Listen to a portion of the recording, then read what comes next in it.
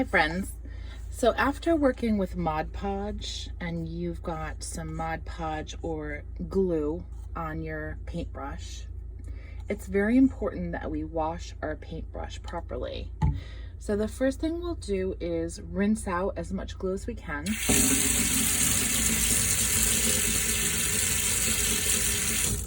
Notice that I was using the bottom of the sink to press gently. I'm not jamming my bristles into the bottom. I'm just kind of patting and rotating as the water runs over it.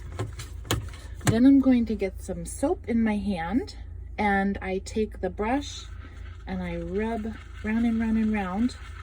Ooh, my bubbles are turning yellow. That tells me that this brush was not washed out properly by the last person who used it. I did not use yellow paint. But there's yellow, it looks like maybe some black in there too. This brush did not get washed well. It must have just been rinsed real quick. I'm lucky that I didn't paint my whole project because this yellow would have actually mixed with the Mod Podge and turned my entire project a yellowish tint. Mod Podge is supposed to dry clear. So I'm pressing so that I get where the brush or the bristles, right where they meet the metal part. That metal part is called the ferrule of the brush. So right where the bristles are pinched into the metal part that holds the bristles in. So I rotate gently. I'm rolling and twisting after I was up and down on my palm. And I do some rolling. Okay, then I'm gonna rinse it.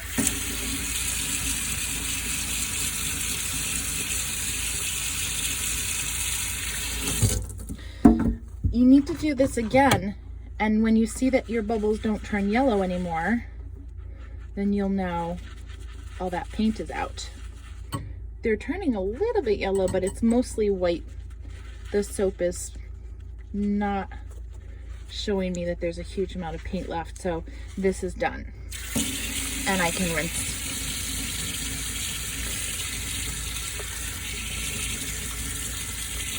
Tapping on the side, rolling where the ferrule and the bristles meet, doing some straight up and down on my palm circles.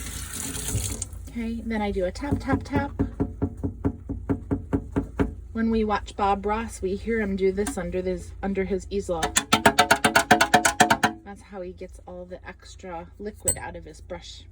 We don't need to do that. It's really noisy. When there's a lot of artists in the room, it's too noisy.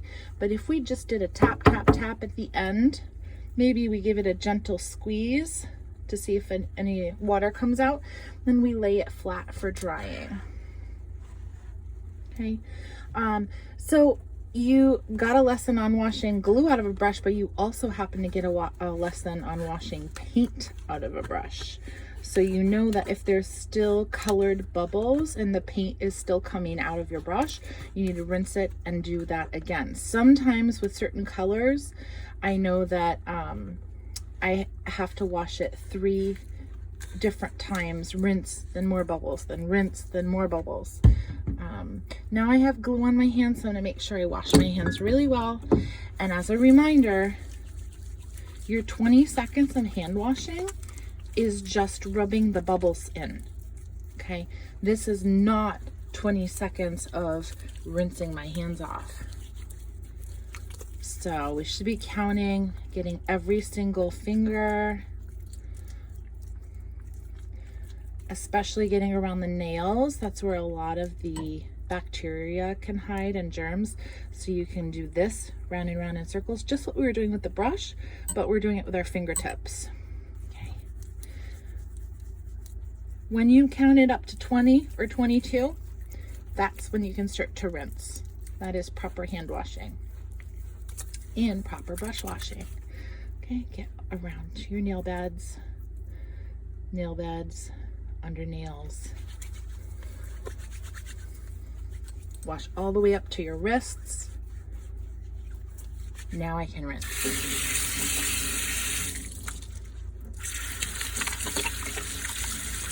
When I see people counting up to 20 to do a hand washing, but most of that 20 is under the water, That is not proper hand washing. And you're not killing all the germs. Okay, friends. Thank you very much.